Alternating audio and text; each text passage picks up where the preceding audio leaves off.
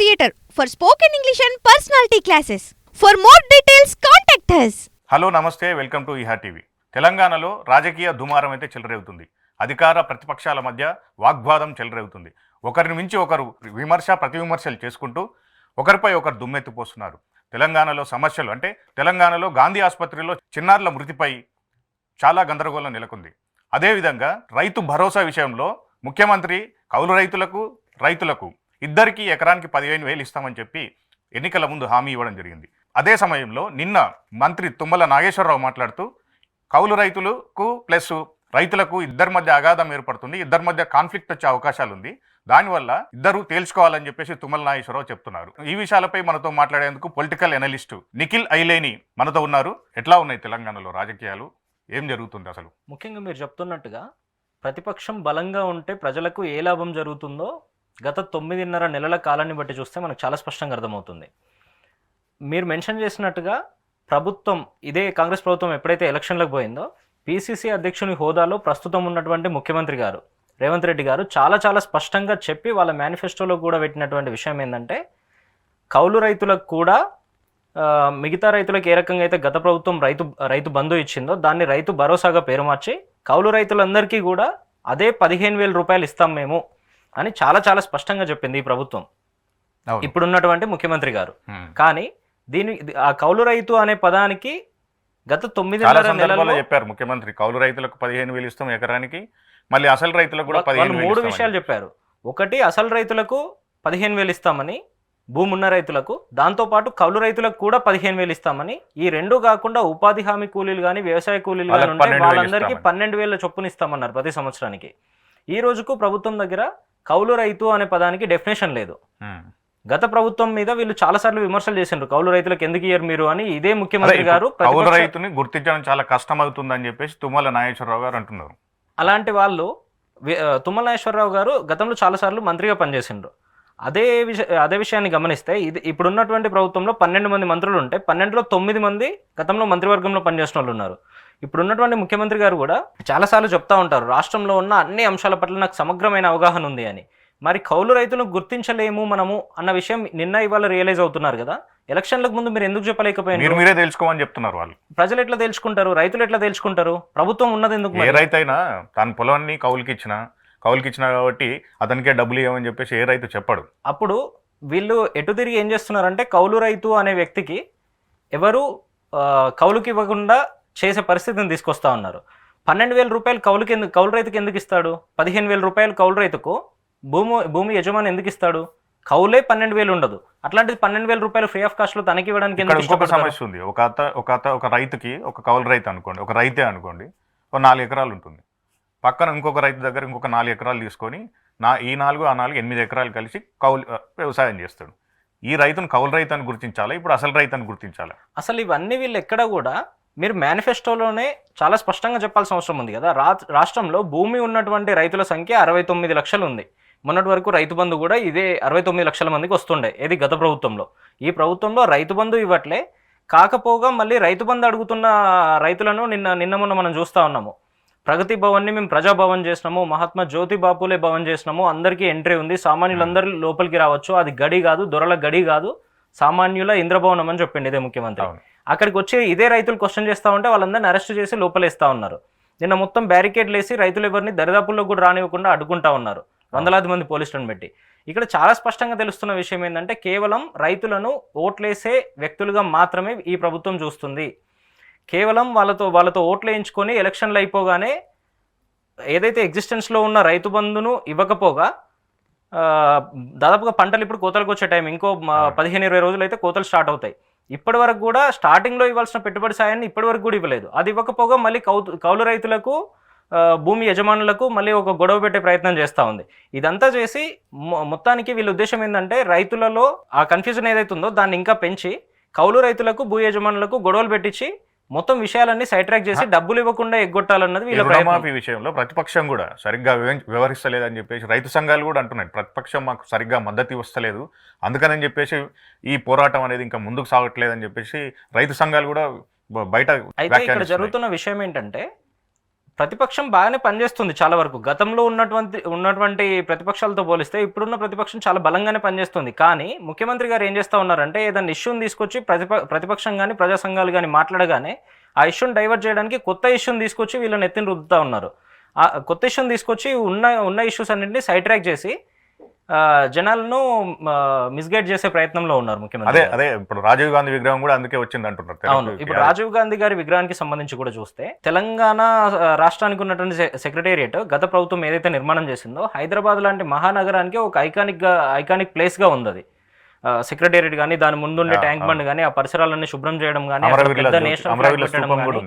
అమర జ్యోతి ఏదైతే ఇదే సెక్రటేరియట్ లోని దాంట్లో మరొక బ్యూటీ ఏంటంటే ఈ సెక్రటేరియట్లోని ఏ రూమ్ నుండి చూసినా కూడా మీకు అమరజ్యోతి చాలా స్పష్టంగా కనబడుతుంది. దాని ఉద్దేశం ఏంటంటే గత ప్రభుత్వం అక్కడే పెట్టిన ఉద్దేశము ఏ అమరుల త్యాగాల వలనైతే రాష్ట్రం సిద్ధించిందో ఆ అమరుల త్యాగాలను మర్చిపోకుండా మనం పరిపాలన చేయాలి. సెక్రటేరియట్లో ఏ ప్రభుత్వం ఉన్నా ఏ నాయకులు అధికారంలో ఉన్నా కూడా అమరుల త్యాగాలను స్ఫురించే విధంగా మనం పరిపాలన చేయాలనే ఉద్దేశంతో అక్కడ పెట్టిండ్రు.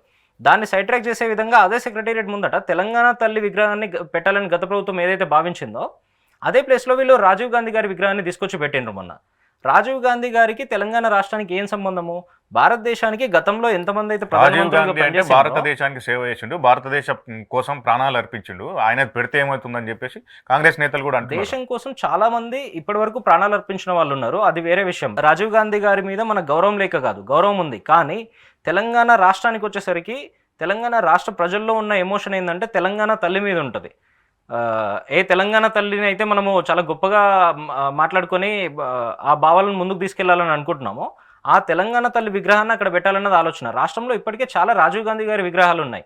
మరొక విషయం ఏంటంటే అదే రాజీవ్ గాంధీ విగ్రహాన్ని అడ్డం పెట్టుకొని బీఆర్ఎస్ పార్టీ అంటే తెలంగాణను తన పేరు నుంచే తీసేసింది, బీఆర్ఎస్ పార్టీ మళ్ళీ సెంటిమెంట్ రెచ్చగొట్టడానికి ప్రయత్నం చేస్తుందని చెప్పేసి కాంగ్రెస్ వాదులు అంటున్నారు. అక్కడ తెలంగాణ తల్లి విగ్రహం ఉండే ప్లేస్లో రాజీవ్ గాంధీ గారి విగ్రహం పెట్టాలన్న ఆలోచన మీకు ఎందుకు వచ్చింది? అసలు ఎవరిని మీరు ప్రసన్నం చేసుకోవడానికి వచ్చింది? ఏ వర్గాన్ని ప్రసన్నం చేసుకోవడానికి వచ్చింది? ఇక్కడ మరొక విషయం చాలా స్పష్టంగా తెలుస్తూ ఉన్నది ఏంటంటే ముఖ్యమంత్రి గారు ఇప్పటి వరకు 22 సార్లు ఢిల్లీకి పోయినరు.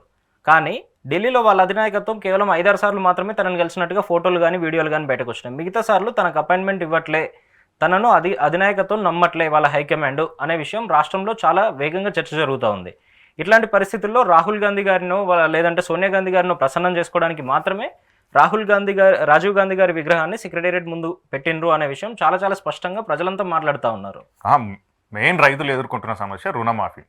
రుణమాఫీ జరిగిందని ముఖ్యమంత్రి గారు చెప్తున్నారు, జరగలేదని ప్రతిపక్షం చెప్తుంది. అసలు రాజీనామా చేస్తాన్న సన్నాసి ఎటుపోయిందని చెప్పేసి ముఖ్యమంత్రి గారు డైరెక్ట్ హరీష్ రావుని కౌంటర్ చేస్తూ దీంట్లో చిన్న సబ్మిషన్ ఏంటంటే రుణమాఫీ జరగలేదని ప్రతిపక్షం మాత్రమే కాదు ప్రభుత్వంలో ఉన్న మంత్రులే చెప్తా ఉన్నారు. ముఖ్యమంత్రి గారేమో వాస్తవానికి SLBC అని స్టేట్ లెవెల్ బ్యాంకింగ్ కమిటీ ఉంటుంది, వాళ్ళు ఇచ్చిన రిపోర్టు రాష్ట్రంలో 41,000 కోట్ల రుణమాఫీ చేయాల్సి ఉంటుంది అని చెప్పారు. కానీ రాష్ట్ర ప్రభుత్వం రాష్ట్ర కేబినెట్ ఏం డిసైడ్ చేసిందంటే 31,000 కోట్లు అవసరం అవుతుందని. ముఖ్యమంత్రి గారు ఈరోజు ఏం చెప్తా ఉన్నారు? మొత్తం రుణమాఫీ అయిపోయింది, రాష్ట్రంలో 2 లక్షల లోపు ఎంతమంది అయితే రైతులు తీసుకున్నారో వాళ్ళందరికీ చేసేసినాం, 100% రుణమాఫీ కంప్లీట్ అయిపోయిందని చెప్తా ఉన్నారు. ఇదే ప్రభుత్వంలో ఉన్నటువంటి తుమ్మల నాగేశ్వరరావు గారు వ్యవసాయ శాఖ మంత్రిగా, ఉత్తమ్ కుమార్ రెడ్డి గారు ఇరిగేషన్ శాఖ మంత్రిగా, బట్టి విక్రమార్క గారు రాష్ట్ర ఆర్థిక మంత్రిగా అసలు రుణమాఫీ మొత్తం జరగలేదు, కేవలం 40-45% మాత్రమే జరిగిందని వాళ్ళే చెప్తా ఉన్నారు. 2 లక్షల పైన ఉన్న వాళ్ళు ఆ వడ్డీ చెల్లిస్తే మేము ఇమిడియట్ గా 2 లక్షలు ఇస్తామని ముఖ్యమంత్రి గారు ఆ విషయం చెప్పట్లేదు. 100% రుణమాఫీ అయిపోయిందని నిన్న మొన్న జరిగిన సభలలో ఈవెన్ మీరు ఇందాక చెప్పినటువంటి రాజీవ్ గాంధీ గారి విగ్రహావిష్కరణ సభలో కూడా చాలా స్పష్టంగా చెప్పిండ్రు. వాళ్ళ మంత్రివర్గంలోనే రుణమాఫీ జరగలేదని చెప్తా ఉన్నారు. సో 31,000 కోట్లకు వీళ్ళు ఇప్పటి వరకు మన దగ్గర ఉన్న డేటా ప్రకారం చేసింది కేవలం 17-18,000 కోట్లు మాత్రమే. ఇంకా 12-13,000 కోట్లు ఎవరి జేబుల్లోకి పోయినాయి? వేస్తామంటున్నారు. ఇంకా ఎప్పుడు వేస్తారు? ఇంకా మీరు చెప్పిన విషయం ఏంది? ఇంతకుముందు ఎలక్షన్ టైంలో మీరు మేనిఫెస్టోలో చాలా స్పష్టంగా చెప్పింది ఏంది? ఏ రోజైతే మా ప్రభుత్వం అధికారంలోకి వచ్చి మేము ఛార్జ్ తీసుకుంటామో అదే రోజు మొదటి సంతకం రైతు రుణమాఫీ మీద పెడతాము, ఎటువంటి ఆంక్షలు లేకుండా ప్రతి రైతుకు రుణమాఫీ చేస్తాము, 2 లక్షల లోపు ఎంత ఉంటే అంత అని చాలా చాలా స్పష్టంగా చెప్పిండ్రు కదా. 9.5 నెలలు అవుతున్నా కూడా ఇప్పటి వరకు మీరు ఎందుకు చేయలేకపోయినరు? మరో సమస్య ఏంటంటే పాడి రైతులకు ఇంకా బిల్లులు చెల్లిస్తారే అంట. 2 నెలలు 3 నెలల తర్వాత చెల్లిస్తున్నారని నిన్న రోడ్డు పైన పాలు కింద పోసి ధర్నాలు చేశారు ఇక్కడ కల్వకుర్తి ప్రాంతంలో. సో దాన్ని ఎట్లా అడ్రస్ చేయగలుగుతున్నారు వాళ్ళు? కల్వకుర్తి ప్రాంతం మాత్రమే కాదు, రాష్ట్రం మొత్తం ఈ విషయం గత 3-4 రోజులుగా వినబడతా ఉంది. ముఖ్యంగా కల్వకుర్తి ప్రాంతం అనేది ముఖ్యమంత్రి గారు రేవంత్ రెడ్డి గారు ఉన్నటువంటి వంగూరు మండలంకి జస్ట్ పక్కనే ఉంటుంది, వాళ్ళ సొంత మండలానికి. అవును. అదే ఏరియాలో రైతులకు ఇంత ఇబ్బంది జరుగుతూ ఉందంటే రాష్ట్రం మొత్తం పరిస్థితి ఏ రకంగా ఉందో ఒక్కసారి మనం అర్థం చేసుకోవచ్చు. దీంట్లో మరొక విషయం ఏంటంటే, విజయ డైరీ కానీ తెలంగాణ రాష్ట్రానికి సంబంధించిన పాల వ్యవస్థలని కానీ దాన్ని సైడ్ ట్రాక్ చేసి దాన్ని తొక్కేసి అదే ప్లేస్ లోకి హెరిటేజ్ లాంటి సంస్థలను తీసుకొచ్చే ప్రయత్నాల్లో ముఖ్యమంత్రి గారు ఉన్నారు. వాళ్ళకి హెరిటేజ్ తీసుకొస్తున్నారా? ఆ విషయాలు చాలా స్పష్టంగా ఈ రోజు పేపర్లు రాసినాయి. నిన్న మొన్న సోషల్ మీడియాలో అంతా చర్చ జరుగుతా ఉంది. అంటే హెరిటేజ్ ఉంది కదా ఆల్రెడీ ఇక్కడ, హెరిటేజ్ తెలంగాణలో బాగా స్ప్రెడ్ చేసి విజయ డైరీని తొక్కేసి ఆ ప్లేస్ మొత్తాన్ని హెరిటేజ్ ఆక్యుపై చేసే విధంగా బ్యాక్ ఎండ్ లో ముఖ్యమంత్రి గారు కానీ ఇదే రేవంత్ రెడ్డి గారు ప్రణాళికలు చేస్తున్నట్టుగా చాలా చాలా స్పష్టంగా తెలుస్తా ఉంది. దీంట్లో మరొక విషయం ఏంటంటే, షామీర్పేట్ ప్రాంతంలో దాదాపు 200-300 కోట్లతోని హెరిటేజ్ కొత్త ప్లాంట్లను పెడుతున్నట్టుగా కూడా వార్తలు వస్తా ఉన్నాయి 2-3 రోజుల నుంచి చూస్తా ఉంటాయి. దీన్ని బట్టి రైతులకు సమస్యలు వస్తున్నాయా లేదంటే క్రియేట్ చేస్తున్నారా కావాలని అనే సందేహాలు కలుగుతాయి. ఈ రైతు భరోసాపై ఇంకా ఎప్పుడు నిర్ణయం తీసుకుంటారు? ఇంకా నిర్ణయం తీసుకుంటున్నాం, చర్చిస్తున్నాం అని చెప్తున్నారు కదా మంత్రి గారు. రైతులు చెప్తున్న విషయం ఏంటంటే, రైతు భరోసా మీద నిర్ణయం తీసుకోవాలంటే రైతు ప్రభుత్వం ఉండాలి అని చాలా చాలా స్పష్టంగా చెప్తా ఉన్నారు. మరి రైతు ప్రభుత్వమే అని చెప్తున్నారు, ప్రజాపాలన రైతు ప్రభుత్వం వాళ్ళు చెప్పాల్సింది, రైతులు చెప్పాలి రైతు ప్రభుత్వం ఏదో. గత ప్రభుత్వంలో కరెక్ట్ గా పెట్టుబడి సాయం అంటే దుక్కి దున్నే సమయంలోనే ప్రతి రైతు అకౌంట్కి ఎటువంటి మీడియేటర్ లేకుండా మొత్తం డబ్బులన్నీ కూడా రైతు అకౌంట్కి డైరెక్ట్గా వచ్చేవి. ఏవైతే 10,000 రూపాయలు గత ప్రభుత్వం ఇచ్చిందో, ఈ ప్రభుత్వం ఆ 10,000ను 15,000 చేస్తా అన్నది. కానీ ఇప్పటివరకు దాదాపుగా పంటలు కోసే టైం కూడా వస్తూ ఉంది. ఇంకొక 10-12 రోజులు అయితే ఈ సీజనే అయిపోతుంది. సీజన్ అయిపోయే టైంకి కూడా ఈ రోజుకు పెట్టుబడి సాయం ఇవ్వలేదు. రైతు భరోసా అనే రైతు బంధు కానీ రైతు భరోసా కానీ ఆ కాన్సెప్ట్ తీసుకొచ్చిన ఉద్దేశమే రైతుకు పెట్టుబడి సాయం ఇవ్వాలని. పెట్టుబడి అనేది ఎప్పుడు ఇస్తారు మీరు? దుక్కి దున్నే టైంలో, ప్రాసెస్ ఇనిషియేట్ అయ్యే టైంలో ఇవ్వాలి. ప్రాసెస్ దాదాపుగా కంప్లీట్ అయ్యే టైంకి వస్తుంది, కోతల దగ్గరికి వస్తూ ఉన్నాయి. మరొక సమస్య ఏంటంటే, గాంధీ ఆసుపత్రిలో పిల్లలు మృతి చెందిరని చెప్పేసి నిన్న మొన్న బాగా పెద్ద ఎత్తున వార్తలు వస్తున్నాయి. దీనిపైన ప్రభుత్వం కూడా తీవ్రంగా స్పందించి, ప్రతిపక్షం లాస్ట్ మూమెంట్లో వస్తారు గాంధీ ఆసుపత్రిలో, అంతా వేరే హాస్పిటల్లో అన్ని చికిత్స అయిపోయిన తర్వాత లాస్ట్ మూమెంట్లో వస్తారు. లాస్ట్ మూమెంట్లో వచ్చిన తర్వాత కొన్ని సందర్భాల్లో కొన్ని మరణాలు జరుగుతుంటాయి, దాన్ని రాజకీయం చేస్తుంది బీఆర్ఎస్ అని చెప్పేసి ప్రభుత్వం నుంచి కూడా విమర్శిస్తున్నారు. సో దీన్ని ఎట్లా చూస్తున్నారు మీరు?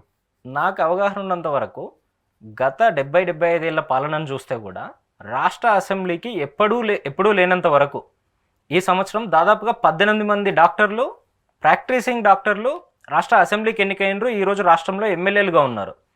అట్లాంటి పరిస్థితిలో కూడా రాష్ట్రంలో ఇటువంటి దారుణాలు జరగడం అనేది నిజంగా బాధాకరమైన. మంత్రి కూడా డాక్టరే కదా, రాష్ట్ర వైద్యారోగ్య శాఖ మంత్రి కూడా స్వయంగా డాక్టరే. తను కూడా గతంలో అనుభవం ఉన్న వ్యక్తి, గతంలో మంత్రి పదవులు అనుభవించిన వ్యక్తి, చాలా గొప్పగా పేరు తెచ్చుకున్న వ్యక్తి. గత ప్రభుత్వాల్లో తను పనిచేసిన విధానం కానీ చాలా బాగుంది. బీఆర్ఎస్ అనేది రాద్ధాంతం చేస్తుంది, అనవసరమైన ఇష్యూని చేస్తుంది. గవర్నమెంట్ గత 10 ఏళ్ళుగా మీరు వైద్య రంగాన్ని పూర్తిగా నిర్లక్ష్యం చేసేసి ఆరోగ్యశ్రీని అవతారం పట్టించారు. సో ఇప్పుడు మాట్లాడడానికి మీకు అర్హతనే లేదని చెప్పి ఇదే గాంధీ హాస్పిటల్లో గత 10 ఏళ్లలో ఎందుకు ఇన్ని మరణాలు జరగలేదు? ఈ గత ఒక్క నెల చూస్తేనే, మీరు ఆగస్టు నెల మాత్రమే చూస్తే దాదాపుగా 50-55 మంది చిన్నపిల్లలు వాళ్ళ తల్లులు చనిపోయినారు. ఏది ప్రసవం టైంలో. మరి ఆ ఫెయిల్యూర్ గతంలో ఎందుకు రాలేదు? గత 10 ఏళ్లలో 10 ఏళ్ళు అంటే దాదాపుగా 120 నెలలు కదా. 120 నెలలు ఇంటూ 50 వేసుకుంటే దాదాపు ఎన్ని అవుతాయి? ఎన్ని వేల మంది చనిపోవాలి. మరి అదంతా ఎందుకు జరగలేదు? కేవలం మీరు వచ్చిన తర్వాతనే ఎందుకు జరుగుతూ ఉంది? దీన్ని బట్టి చాలా చాలా స్పష్టంగా అర్థమవుతున్న విషయం ఏంటంటే, ఈ ప్రభుత్వానికి అడ్మినిస్ట్రేషన్ మీద గ్రిప్ లేదు. వీళ్ళు కేవలం రాజకీయపరమైన పదవులు ఎట్లా తెచ్చుకోవాలి, రాజకీయాలు ఎట్లా చేయాలి, ఎక్కడున్న విషయాలను ఎలా సైడ్ ట్రాక్ చేయాలి, ప్రశ్నించే గొంతులను ఎట్లా అణిచేయాలి, వీటి మీద మాత్రమే వీళ్ళ ప్రభుత్వం కానీ వీళ్ళ అధినాయకత్వం కానీ ఫోకస్ చేస్తున్నట్టుగా తెలుస్తూ ఉంది. రాష్ట్రంలో అంతమంది చిన్నపిల్లలు చనిపోతూ ఉంటే కూడా ముఖ్యమంత్రి గారు ఈ రోజు వరకు ఆ హాస్పిటల్ని విజిట్ చేయలేదు, దాని మీద ఒక రివ్యూ మీటింగ్ కూడా కండక్ట్ చేయలేదు. మంత్రి ఉన్నారు, మంత్రి చేస్తున్నారు కదా. ముఖ్యమంత్రి గారు కూడా చేస్తే పోయేదేముంది? మంత్రి గారు చేస్తూ ఉంటే ఇదే విషయం ఫస్ట్ నుండి కూడా చేస్తే ఈ రోజు ఆ పరిస్థితి వచ్చేది కాదు కదా. వరంగల్లో ఎంజీఎం హాస్పిటల్ చూస్తే గత నెలలో చిన్న పాపని కుక్కలు పీక్క తింటున్నాయి అక్కడ. 15-16 రోజుల పాపని హాస్పిటల్ సరౌండింగ్స్ లో. సూర్యాపేటలో కూడా ఎక్కడో నర్సు డాక్టర్ లేక నర్సులే చేస్తే అబ్బాయి చనిపోయాడు. ఇలాంటి చాలా విషయాలు మనము వెరీ ఫ్రీక్వెంట్ గా వింటా ఉన్నాం. మరి ఇదంతా కేవలం గవర్నమెంట్ ఫెయిల్యూర్ కిందనే వస్తుంది కదా. పని చేయమని ప్రజల అధికారం ఇచ్చింది మీకు. మీరు ఎంతసేపు ఏం చేస్తా ఉన్నారు? ప్రశ్నించే ప్రతిపక్షాన్ని కానీ, ప్రశ్నించే ప్రజా సంఘాలను కానీ, ప్రశ్నించే సామాన్యులను కానీ మీరు అణచివేయడానికి మాత్రమే చూస్తూ ఉన్నారు. కానీ ప్రశ్నకి సమాధానం వెతికే పనిలో మీరు ఎక్కడ కనబడటం లేదు. గురుకుల స్కూల్లో కూడా సమస్యలు ఉన్నాయి అంటున్నారు. గురుకుల విద్యార్థినులు కూడా రోడ్లపైకి వస్తున్నారు. వాళ్ళకు కూడా సరైన భోజనం, నాణ్యత లేని భోజనం పెడుతున్నారని చెప్పి చాలా చాలా బాధ కలిగించే విషయం ఏంటంటే మొన్న గత నెలలో అనుకుంటా ఇబ్రహీంపట్నం ఏరియాలో చూసినాం. ఆ ఒక్క దగ్గరే కాదు, రాష్ట్రం మొత్తం అదే పరిస్థితి కనబడతా ఉంది.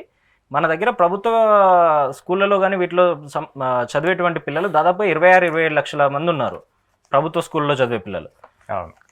ఇదే ఇబ్రహీంపట్నం సంఘటనను ఒకసారి మనం చూస్తే దాదాపుగా 8, 9, 10 సంవత్సరాల వయసు ఉన్న చిన్న చిన్న ఆడపిల్లలు రోడ్డు మీదకి వచ్చి మాకు అన్నం పెట్టడం లేదు, మేము ఏదన్నా క్వశ్చన్ అడుగుతా ఉంటే అన్నం బాగాలేదనో, లేదంటే మాకు ఇక్కడ ఉన్న ప్రెమిసెస్ బాగాలేదనో, ఇబ్బందులు జరుగుతున్నాయనో, లేదంటే దోమలు వస్తున్నాయనో, ఇట్లాంటి చిన్న చిన్న కంప్లైంట్స్ ఇస్తే అనరాని మాటలు అంటా ఉన్నారు. మీ కులం ఏంటి, మీ ఇళ్లలో ఉన్న పరిస్థితులు ఏంటి అనే విషయాలు కూడా అడుగుతూ ఉన్నారు అనే పరిస్థితి దాకా వచ్చి ఆ చిన్న చిన్న పిల్లలు, వాళ్ళకి రాజకీయాలు తెలియదు, వాళ్ళకి అసలు సొసైటీ మీద పెద్ద అవగాహన కూడా ఉండదు, కల్మషం లేని మనస్తత్వం ఉంటుంది వాళ్ళ దగ్గర. అటువంటి పిల్లలు, దట్టు ఆడపిల్లలు రోడ్డు మీదకి వచ్చి ధర్నా చేస్తున్నారు అంటే ఈ రాష్ట్రంలో ప్రభుత్వం ఉన్నదా లేదా అనేది ఆ ఒక్క విషయాన్ని బట్టి మనం గమనించవచ్చు. ప్లస్ బస్సుల కోసం కూడా ధర్నాలు చేస్తున్నారు విద్యార్థులు అందరు రోడ్ల పైన కూర్చొని. మనం ఇప్పటివరకు మాట్లాడిన 10-15 నిమిషాల కన్వర్జేషన్ చూస్తే ఏ ఇష్యూ తీసుకున్నా కూడా దాంట్లో అడ్మినిస్ట్రేటివ్ ఫెయిల్యూరే కనబడతా ఉంది. ప్రభుత్వం ఎక్కడెక్కడ ఫెయిల్ అవుతుంది అనేది ఏదో ఒక్క డిపార్ట్మెంట్లోనో రెండిట్లలోనో కాకుండా రాష్ట్రంలో ఉన్న అన్ని డిపార్ట్మెంట్లో 33 డిపార్ట్మెంట్లో విషాదకర వార్త ఏంటంటే పాము కాటుతో ఒక బాలుడు చనిపోయాడు కోరుట్లలో. మొన్న కోరుట్ల మెట్పల్లిలో జరిగింది కదా, ఎమ్మెల్యే గారు స్వయంగా పోయి విజిట్ చేసిండ్రు. మా సొంత జిల్లా రాజన్న సిరిసిల్ల జిల్లాలో బొప్పపూర్ అని ఒక గ్రామానికి సంబంధించిన చిన్న అబ్బాయి చనిపోయాడు. స్కూల్ ప్రామిసెస్ క్లీన్ చేయకుండా ఉండడం వల్ల పాములు తిరిగి ఆ పాము కాటుకు గురై చిన్న అబ్బాయి చనిపోయాడు. ఇవన్నీ ఎంత బాధ కలిగిస్తూ ఉంటాయి. గతంలో రాష్ట్రం ఎంత సుభిక్షంగా ఉంటుంది. ఈ సమస్యలను ఎందుకు అడ్రస్ చేయలేకపోతుంది అనేది ప్రభుత్వం మీ దగ్గర ఏమైనా విశ్లేషణ ఉందా? ఎందుకు ప్రభుత్వం ఎంతసేపు వాళ్ళ ఫోకస్ అంతా కూడా మేము ఏం పదవులు తెచ్చుకోవాలి, మేమేం కాంట్రాక్టులు తీసుకోవాలి. గతంలో ఏదైతే మెగా అనే సంస్థని ఇప్పుడు ఉన్నటువంటి ముఖ్యమంత్రి గారు పిసిసి అధ్యక్షుడి హోదాలో ఎన్ని అనరాని మాటలు అన్నారో మనం చూసినాం. గత ప్రభుత్వం వాళ్ళకే కాంట్రాక్ట్లు ఇస్తూ ఉంది అని చెప్పేసి. ఇప్పుడు ఈ ప్రభుత్వం ఏం చేసింది, మొన్న ఇదే ముఖ్యమంత్రి గారి నియోజకవర్గానికి సంబంధించిన Narayanpet Kodangal lift irrigation contract ఇదే పొంగులేటి శ్రీనివాస్ రెడ్డి గారి కంపెనీకి, అదే మెగా కంపెనీకి అది ఇచ్చింది.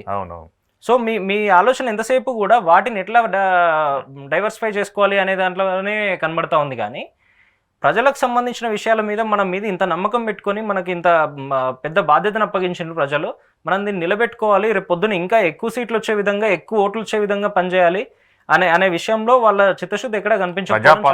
ప్రజాపాలన ప్రజాస్వామ్యబద్ధంగా పరిపాలిస్తున్నాం, మేము ప్రజలకు అన్ని అందిస్తున్నాం అని చెప్పి చెప్తున్నారు కదా, అంటే దీంట్లో నిజం లేదంటారా? ప్రజాపాలన ఉంటే ఇప్పుడు ఇన్ని ఇష్యూస్ ఎందుకు వస్తూ ఉంటాయి? నిన్న ఇదే మన ప్రగతి భవన్ని ప్రజాభవన్ చేసినామన్నారు. ప్రజాభవన్ దగ్గరికి రైతులు వస్తే రైతులను బయటికి ఇచ్చేసే పరిస్థితి ఎందుకు వచ్చింది? దాన్ని ప్రజాపాలన అంటారా? విద్యార్థులు ఇబ్బందులు పడి రోడ్ల మీదకి వస్తే వాళ్ళని కొడతా ఉంటే ప్రజాపాలన అంటారా? ఏదైతే అశోక్ నగర్ సర్కిల్కి పోయి మీరు ఉద్యోగాలు ఇస్తామని మీ జాతీయ నాయకత్వానికి సంబంధించిన ప్రజలు ఇన్ని సమస్యల్లో కొట్టుమిట్టాడుతుంటే ప్రధాన ప్రతిపక్ష ముఖ్య నేత కేసీఆర్ ఫామ్ హౌస్లో ఉన్నారు, ఎందుకు మాట్లాడట్లేదు అనేది బయట కూడా చర్చ నడుస్తుంది, సోషల్ మీడియాలో కూడా చర్చ నడుస్తుంది. మీ ప్రధాన ప్రతిపక్ష నేత ఎటుపోయినారు అని చెప్పేసి అడుగుతున్నారు కదా. కేసీఆర్ గారు ఒక్కరు బయటికి రాలేదేమో కానీ పార్టీకి సంబంధించిన ప్రతి ఎమ్మెల్యే, ప్రతి నాయకుడు రోజు రోడ్ల మీదనే ఉంటా ఉన్నారు, రోజు ప్రజా సమస్యలను అడ్రస్ చేస్తూనే ఉన్నారు కదా. ప్రతిపక్షానికి మీరు ఇచ్చిన బాధ్యత ఏంది? ప్రశ్నించమని. ప్రతిపక్షం అంటే ప్రతిపక్ష నాయకుడు ఒక్కరే కాదు కదా, ప్రతిపక్ష పార్టీ బలంగా ఉంటుంది అనేది. ఆయన కూడా సమయం వచ్చినప్పుడు ఆయన కూడా ప్రశ్నిస్తూ ఉంటారు. గతంలో కొన్నిసార్లు ప్రశ్నించిండ్రు. రాబోయే కాలంలో కూడా తను బయటకు వచ్చి రోడ్ షోలు కానీ ఇట్లాంటివి చేసి జనాల దగ్గరికి వెళ్తారన్న విషయాలు వార్తలు వస్తూ ఉన్నాయి. తను కూడా ప్రశ్నిస్తూ ఉంటారు. ఆలోపు హరీష్ రావు గారు, కేటీఆర్ గారు ఇట్లాంటి వాళ్ళు ప్రశ్నిస్తేనే మీరు సమాధానాలు చెప్పలేకపోతున్నారు కదా. కేసీఆర్ గారు ప్రశ్నిస్తే ఇంకేం సమాధానాలు చెప్తారు మీరు? మీ సేవలు అయిపోయినాయని చెప్పేసి విన్నాం, మీకు దగ్గర ఉన్న వార్త ఉందా? రాష్ట్రానికి సంబంధించిన డేటా సెంటర్ ఈ మీ సేవలు దాదాపుగా నాకు గుర్తున్నంత వరకు అరౌండ్ 2700, 2800 మీ సేవలు ఉంటాయి రాష్ట్ర వ్యాప్తంగా. దాంట్లో ప్రభుత్వానికి సంబంధించి దాదాపుగా 200-250 రకాల వివిధ సేవలు వస్తూ ఉంటాయి. క్యాస్ట్ సర్టిఫికెట్లు కానీ, బర్త్ సర్టిఫికెట్లు కానీ, ఇట్లాంటి ఇన్కమ్ సర్టిఫికెట్లు, ఈడబ్ల్యూఎస్ సర్టిఫికెట్లు, ఇవన్నీ వాటికి సంబంధించిన సేవలు. మరీ ముఖ్యంగా ధరణి కానీ, ఈ రిజిస్ట్రేషన్లు కానీ, వీటికి సంబంధించిన మొత్తం డేటాబేస్ అంతా కూడా మన దగ్గర గచ్చిబౌలిలో ఉంటుంది. రాష్ట్ర ప్రభుత్వానికి సంబంధించిన డేటాబేస్ మొత్తం దాదాపుగా 12-13 రోజుల నుండి ఇబ్బందులు జరుగుతూ ఉన్నా కూడా ఈ రోజుకు దాని మీద ఒక యాక్షన్ తీసుకోవడమో, దాన్ని రెక్టిఫై చేసి సాల్వ్ చేయడమో, దాని మీద ఎక్కడ ఫోకస్ పెట్టట్లేదు ప్రభుత్వం. రాష్ట్రానికి వచ్చే ప్రధాన ఆదాయ ఖచ్చితంగా ఉంటుంది కదా. లేదు అంటే వాళ్ళు ఇంకా అట్టర్ ఫెయిల్యూర్ గా వాళ్ళకి మనము పరిగణించాల్సిన అవసరం. 20 రోజుల నుంచి అడ్రస్ చేయలేకపోతుంది. వాళ్ళ ఫోకస్ దాని మీద లేదు. వాళ్ళ ఫోకస్ ఎంతసేపు పదవులు తెచ్చుకోవాలన్నా, రాష్ట్రానికి సంబంధం లేని రాజీవ్ గాంధీ గారు లాంటి విగ్రహాలు పెట్టాలన్నా, లేదంటే నా కుర్చీ లాగేస్తే ఇంకెవరో వచ్చే ప్రయత్నంలో ఉన్నారు, నా కుర్చీ నేను కాపాడుకోవాలంటే కుర్చీలు అంటే ఎవరెవరి గుర్తొచ్చింది, ఈ హెలికాప్టర్ విషయంలో సోషల్ మీడియాలో బాగా ట్రోల్ అవుతుంది. నేను మంత్రులు ముఖ్యమంత్రి నేను తీసుకుపోతా అంటే హెలికాప్టర్, నేను తీసుకుపోతా అంటే హెలికాప్టర్ని ఒక సెక్రటరియట్లో ఒక బాగా చర్చ నడుస్తుందంట, నిజమేనా అది? చాలా బాధాకరమైన విషయం ఏంటంటే మొన్ననే మన దగ్గర వరదలు వచ్చినాయి. ఖమ్మం జిల్లాలో చాలా ఇబ్బందికరమైన పరిస్థితులు వచ్చినాయి. అటువంటి పరిస్థితుల్లో నాకు గుర్తున్నంత వరకు సీతక్క గారు అనుకుంటా దాదాపు కంటనీళ్లు కూడా పెట్టుకున్నారు, రాష్ట్రానికి హెలికాప్టర్లు కావాలంటే కేంద్ర ప్రభుత్వం ఇయ్యట్లే, మాకు సపోర్ట్ చేయట్లే అని. కేంద్ర ప్రభుత్వం పోయిన సంవత్సరం పెట్టుకున్నారు. కాదు నిన్నగాక మొన్న జరిగినటువంటి గత నెలలో జరిగినటువంటి ఖమ్మం వరదల్లో, గత నెల కూడా కాదు ఈ నెలలోనే జరిగినాయి. అక్కడ అంత ఇబ్బంది జరుగుతూ ఉంటే కూడా కేంద్ర ప్రభుత్వం మాకు హెలికాప్టర్లు ఇవ్వకుండా ఇబ్బంది పెడతా ఉందని చెప్తా ఉన్నారు. హెలికాప్టర్లను కేంద్ర ప్రభుత్వం 2 హెలికాప్టర్లు ఇస్తే హకీంపేట ఎయిర్పోర్ట్ లో పెట్టేస్తున్నారు, వాటిని పెట్టేసి అవి వాడకుండా ప్రజలు అంత ఇబ్బందులు వాడలేదంటారు. మరి ఎందుకు? వాళ్ళకే తెలియాలి. వాతావరణం అనుకూలించలేదా, లేకపోతే దాన్ని హెలికాప్టర్లు ఎగిరే పరిస్థితులు లేకపోవడంతో ఎట్లా అని? ముఖ్యమంత్రి గారు మరి దిల్సుఖ్ నగర్ లో కొత్త హెలికాప్టర్లు ఎక్కడైనా తయారు చేసి పెట్టిండ్రేమో ఒకసారి చూడాల్సిన అవసరం ఉంది. సో ఆ హెలికాప్టర్లు లేవని చెప్పి అక్కడ వాడకుండా ఇబ్బందికరమైన పరిస్థితులు ఉన్నా కూడా దాన్ని సాల్వ్ చేయలేకపోయింది రాష్ట్ర ప్రభుత్వం. కానీ ఎప్పుడైతే ఆ వరదల కాన్సెప్ట్ మొత్తం పక్కకు పోయిందో ఆ తర్వాత రాష్ట్రంలో మంత్రివర్గంలో ఉన్నటువంటి మంత్రులు నిన్న మొన్న చూస్తూ ఉంటే కోమటిరెడ్డి వెంకటరెడ్డి గారు కానివ్వండి, మన ఉత్తమ్ కుమార్ రెడ్డి గారు కానివ్వండి, వీళ్ళందరూ కూడా వాళ్ళ నియోజకవర్గాలు వాళ్ళ జిల్లా పర్యటనలో పర్సనల్ గా హెలికాప్టర్లు వాడుతా ఉన్నారు, రాష్ట్ర ప్రభుత్వానికి సంబంధించిన హెలికాప్టర్లు. ముఖ్యమంత్రి గారు కూడా కొంత ఇబ్బందిగా ఫీల్ అవుతున్నట్టుగా మనం వార్తలు వింటా ఉన్నాం, బయట వస్తుంది, సోషల్ మీడియాలో వస్తుంది కదా, వార్తలు వింటా ఉన్నాం. మన ఈ రోజు క్యాబినెట్ కూడా ఉంది, క్యాబినెట్ లో ఎట్లాంటి నిర్ణయాలు రాబోతున్నాయి అని చెప్పేసి మీరు ఎక్స్పెక్ట్ చేస్తున్నారు? ఖచ్చితంగా ఈ రైతు భరోసా కానీ ఈ కౌలు రైతుల విషయంలో కానీ స్పష్టత ఇవ్వాల్సిన అవసరం ఉంది. పెండింగ్ లో ఉన్నటువంటి రుణమాఫీ ఏదైతే ఉందో ఆ రుణమాఫీ మొత్తం కంప్లీట్ చేయాల్సిన అవసరం ఉంది. అత్యంత బాధ కలిగిస్తున్నటువంటి ఈ చిన్నపిల్లల మరణాలు కానీ, లేదంటే ఈ మన ప్రభుత్వ పాఠశాలల్లో కానీ, హాస్టళ్లలో కానీ, రెసిడెన్షియల్ హాస్టల్లో ఉన్నటువంటి ఇబ్బందులు కానీ, వీటన్నిటిపైన చాలా ఫోకస్డ్గా ప్రభుత్వం పనిచేసే విధంగా ఏదన్నా కాల్ తీసుకోవాల్సిన అవసరం ఉంది. ఇంకొకటి ఎంఎస్ఎంఈ అని కొత్త పాలసీ ఒకటి రిలీజ్ చేసింది ప్రభుత్వం. అయితే గత 10 ఏళ్లలో 36 లక్షల జాబ్స్ క్రియేట్ అయినాయని చెప్పేసి ఒక ఏదో నివేదిక వచ్చిందని విన్నాను నేను. అంటే నాకు కూడా స్పష్టంగా తెలియదు, దానిపైన మీకు ఏమైనా అవగాహన ఉందని? గత 75 ఏళ్ల పరిపాలన చూస్తే ఉమ్మడి ఆంధ్రప్రదేశ్ ఉన్నప్పటి నుండి కూడా ప్రభుత్వం చెప్తుంది ఏంటంటే లాస్ట్ 40-45 సంవత్సరాల లెక్కలను తీసుకుంటే తెలంగాణ రాకముందు తెలంగాణ ప్రాంతంలో క్రియేట్ అయిన జాబ్ సోర్సెస్ 36 లక్షలు అన్నట్టుగా నిన్నగాక మొన్న వాళ్ళు ఇచ్చినటువంటి వెనస్డే రోజు ఇచ్చినట్టున్నారు. బుధవారం రోజు వాళ్ళే ఇచ్చినటువంటి ఎంఎస్ఎంఈ పాలసీ రిపోర్ట్లో రాష్ట్ర ప్రభుత్వం విడుదల చేసింది. గత 40 ఏళ్లలో 36 లక్షల ఉద్యోగాలు వస్తే గత 10 ఏళ్లలోనే ఆ 36 లక్షలకి అడిషనల్గా ఇంకొక 30 లక్షల ఉద్యోగాలు వచ్చినాయి ఎంఎస్ఎంఈల వల్ల క్రియేట్ అయినాయని ఇదే 30 లక్షలు వచ్చినాయి. ప్రభుత్వం ఆన్ డేటా రిపోర్ట్ ఇచ్చింది, ప్రభుత్వమే ఇచ్చింది. మొన్న అఫీషియల్ గా జరిగిన మీటింగ్ లో అధికారిక సమావేశంలో ఇచ్చింది. మరి గత ప్రభుత్వంలో ఉపాధి కల్పననే జరగలేదని చెప్పేసి మళ్ళీ బయట కేవలం దాన్ని ఓట్లు వేయించుకోవడానికి, విద్యార్థులను అప్పుడున్నటువంటి నిరుద్యోగులను రెచ్చగొట్టడానికి మాత్రమే అది వాడినట్టుగా ఈ రిపోర్టే స్పష్టం చేస్తా ఉంది. మీరు నేను బయట ఇంకొకరో చెప్పాల్సిన అవసరం లేదు. వీళ్ళే ఇచ్చినటువంటి రిపోర్టు చాలా స్పష్టంగా 30 లక్షల ఉద్యోగాలు గత ప్రభుత్వం క్రియేట్ చేసింది ప్రైవేట్ సెక్టర్లో అని చాలా స్పష్టంగా చెప్తా ఉంది. మనం చూస్తే కూడా ప్రైవేట్ రంగాల్లో ఐటీ కానీ, ఏవియేషన్ కానీ, ఫార్మా కానీ, మన లైఫ్ సైన్సెస్ కానీ, వీటికి సంబంధించి అన్నిట్లలో ఎంత ఉపాధి కల్పన, ఎలక్ట్రానిక్స్ కూడా, ఇట్లాంటి అన్ని రంగాల్లో ఎన్ని కొత్త కంపెనీలు వచ్చినాయి, ఎంత కొత్త ఇన్ఫ్రా క్రియేట్ అయింది, ఎంత కొత్త ఎంప్లాయ్మెంట్ వచ్చింది అనేది మనం గత 10 ఏళ్ళుగా చాలా స్పష్టంగా చూస్తూనే ఉన్నాం. దాన్ని ఈ ప్రభుత్వం గతంలో ప్రతిపక్షంలో ఉన్నప్పుడు ఏదైతే విమర్శ చేసిందో ఆ విమర్శ తప్పు అని వీళ్ళే అధికారికంగా చెప్పాను. నిన్న 30 లక్షల ఉద్యోగాలు గత ప్రభుత్వం క్రియేట్ చేసింది అని వీళ్ళే ఒప్పుకున్నారు. కేంద్ర ప్రభుత్వం కూడా ధనిక రాష్ట్రాల్లో జాబితా విడుదల చేస్తే టాప్ 5 లో తెలంగాణ ఉంది, ఐ థింక్ టాప్ 2 లో ఉంది, ఢిల్లీ తర్వాత తెలంగాణనే ఉంది. గతంలో చూస్తే తెలంగాణ మొత్తం అప్పుల్లో కూరుకుపోయింది అని ఇదే ప్రభుత్వం చెప్తా ఉంటే నిన్న కేంద్ర ప్రభుత్వం, కేంద్రానికి సంబంధించిన బీజేపీ నాయకులు కూడా చాలాసార్లు విమర్శలు చేసిండ్రు, తెలంగాణ అసలు చాలా అప్పుల్లో కూరుకుపోయింది, చాలా ఇబ్బందుల్లో ఉందని. ఇదే కేంద్ర ప్రభుత్వం నిన్న అఫీషియల్గా ఇచ్చినటువంటి రిపోర్టు తెలంగాణ అనేది ధనిక రాష్ట్రాల జాబితాలో దేశంలో మొత్తంలో ఉన్నటువంటి రాష్ట్రాలను చూస్తే ఢిల్లీ తర్వాత 2వ స్థానంలో తెలంగాణ ఉంది. చాలా స్పష్టంగా తెలుస్తున్నటువంటి విషయం ఏంటంటే గతంలో తెలంగాణ వచ్చినప్పుడు మన రాష్ట్రానికి సంబంధించిన పర్ క్యాపిటల్ ఇన్కమ్ 1,24,000 ఉండేది, ఏది తలసరి ఆదాయం. ఇప్పుడు దాదాపుగా 3,47,48,000 చేరుకున్నాం మనం. గతంలో మన జిఎస్టిపి దాదాపుగా 5-5.5 లక్షలు ఉంటే ఈ రోజు 14.5 లక్షలకు చేరుకుంది మన జిఎస్టిపి. 5 సంవత్సరాలు అప్పులు ఈ ప్రభుత్వం వచ్చిన తర్వాత గత ప్రభుత్వం అప్పులు చేసింది అని చెప్తా ఉన్నారు వీళ్ళు. ఈ ప్రభుత్వం వచ్చిన 9.5 నెలల కాలంలో వీళ్ళు చేసింది 73,800 కోట్ల అప్పు చేసిండ్రు ఈ రోజు వరకు, మొన్న సెప్టెంబర్ 17 వరకు. మరి ఏం మరి చేస్తున్నారు? మీరు ఎందుకు చేస్తా ఉన్నారు? ఒక్క కొత్త పాలసీ తీసుకున్నది లేదు, మీరు ఇచ్చిన హామీలను ఇంప్లిమెంట్ చేసింది లేదు. రుణమాఫీ చేశామని చెప్తున్నారు కదా, దానికి ఎక్కడ చేసిన రుణమాఫీ 17,000 కోట్లు 18,000 కోట్లు మాత్రమే అని చెప్తా ఉన్నారు కదా. 75,000 కోట్లలో మిగతా 65-70,000 కోట్లు ఏం చేసిండ్రు మరి? అవన్నీ ఎవరి జేబుల్లోకి పోతా ఉన్నాయి? ఏ కాంట్రాక్టర్లకు ఇస్తా ఉన్నారు? మీరు కొత్తగా ఇనిషియేట్ చేసిన ప్రాజెక్టు లేదు, ఒక స్కీము లేదు, కొత్తగా తీసుకొస్తున్నటువంటి ఏమన్నా గవర్నమెంట్ ఇనిషియేషన్స్ లేదు. మరి ఎక్కడికి వెళ్తున్నాయి ఈ డబ్బులన్నీ? 6 గ్యారెంటీ అమలుకు తీసుకుంటాం. 6 గ్యారెంటీల అమలు కూడా లేదు కదా. ఒక ఆర్టీసీ బస్సుల్లో ఫ్రీ తప్పితే కరెంటు బిల్ అనేది 200 యూనిట్ల లోపు అనేది కూడా కొంతవరకు దాదాపుగా 70-75% అమలవుతున్న పరిస్థితి ఉన్నట్టుంది. ఆ 2 తప్పితే మిగిలిన 6 గ్యారెంటీలకు సంబంధించి 13 వివిధ హామీలు ఇస్తే 13లో కేవలం 2 మాత్రమే ఇంప్లిమెంట్ అవుతా ఉన్నాయి. మిగతా అన్ని ఎక్కడికి పోయినాయి? మొత్తానికి ఓవరాల్గా ఎట్లా ఉంది కాంగ్రెస్ గవర్నమెంట్ ప్రభుత్వ పనితీరు ఎలా ఉంది రాష్ట్రంలో? మీ విశ్లేషణ ఏంటి? మీరు తిరుగుతుంటారు కదా అక్కడక్కడ, అందరిని కలుస్తుంటారు కదా, మీ విశ్లేషణతో ఏం చెప్పదలుచుకుంటారు మీరు? నేను గత నెలలో చూస్తే మరీ ముఖ్యంగా రాష్ట్రంలో చాలా ప్లేసెస్ తిరిగినాను. దాంట్లో మరీ ముఖ్యంగా రాష్ట్రానికి ఒక కంప్లీట్గా చివరగా ఉన్నటువంటి కొత్తగూడెం జిల్లాకు సంబంధించి 23 మండలాలు ఉంటాయి. ఆ 23 మండలాల్లో నార్మల్గా చూస్తే ఖమ్మం జిల్లాలో 10 అసెంబ్లీలు ఉంటాయి, 10లో 9 కాంగ్రెస్ పార్టీకే వచ్చినాయి. అసలు ఎందుకు వచ్చినాయి? ప్రజలు ప్రభుత్వ విధానాల మీద ఏ రకంగా ఉన్నారు అని తెలుసుకోవడానికి కొత్తగూడెం జిల్లాలోని 23 మండలాలు నేను తిరిగిన గత నెలలో. ఎక్కడ చూసినా కూడా వాళ్ళందరూ చాలా స్పష్టంగా చెప్తా ఉంది ఏంటంటే, రైతు భరోసా రావట్లే, రుణమాఫీ చేయట్లేదు, గవర్నమెంట్ నుంచి రావాల్సిన స్కీమ్లు ఏవైతున్నాయో ఈ పెన్షన్లు కానీ ఇవన్నీ పెంచుతామన్నారు, ఆ ఆశతో మేము ఓట్లేసినాము, ఈ రోజు వరకు దాని మీద ఏ ఇనిషియేషన్ తీసుకోలేదు ప్రభుత్వం అని చాలా చాలా అసంతృప్తితో ఉన్నారు. మరీ ముఖ్యంగా ఈ గ్యాస్ ప్లస్ కరెంట్ సంతృప్తిగా లేరమంటారు. గ్యాస్ విషయంలో కూడా ఇప్పటివరకు ఇంప్లిమెంటేషన్ లేదు పెద్దగా గవర్నమెంట్ సైడ్ నుండి. కరెంటు 200 యూనిట్ల లోపు కొంతవరకు ఇస్తున్నారు కానీ అందరికి ఇవ్వట్లే. వీళ్ళు ఫుల్ ప్లెజ్డ్గా అమలు చేస్తుంది కేవలం ఆర్టీసీ బస్సుల్లో మహిళలకు ఫ్రీ అనేది మాత్రమే అమలు చేస్తా ఉన్నారు. దాంట్లో కూడా చాలా మంది కొట్టుకుంటూ ఉన్నారు, అది వేరే విషయము. కానీ ప్రభుత్వం సైడ్ నుంచి ఆ ఒక్క స్కీమ్ ని ఫుల్ ప్లెజ్డ్గా అమలు చేస్తున్నట్టు తెలుస్తా ఉంది. ఓవరాల్ గా చూస్తే రాష్ట్రంలో మీరు ఎవరిని కదిలిచ్చినా కూడా ప్రభుత్వం విషయంలో చాలా చాలా అసంతృప్తితో ఉన్నారు. ఇప్పటికైనా వీళ్ళు మేల్కొని చేయాల్సింది ఏంటంటే, ఇంకా 4 ఏళ్ల పైన టైం ఉంది వీళ్ళకి. ఆలోపు అన్ని వ్యవస్థలను బలోపేతం చేసి ఉన్న డబ్బుల్ని ప్రాపర్గా యూటిలైజ్ చేస్తే సరిపోతుంది. బయట నుంచి అప్పులు తీసుకురావడమే ఇంకేదో చేయడం అవసరం లేదు.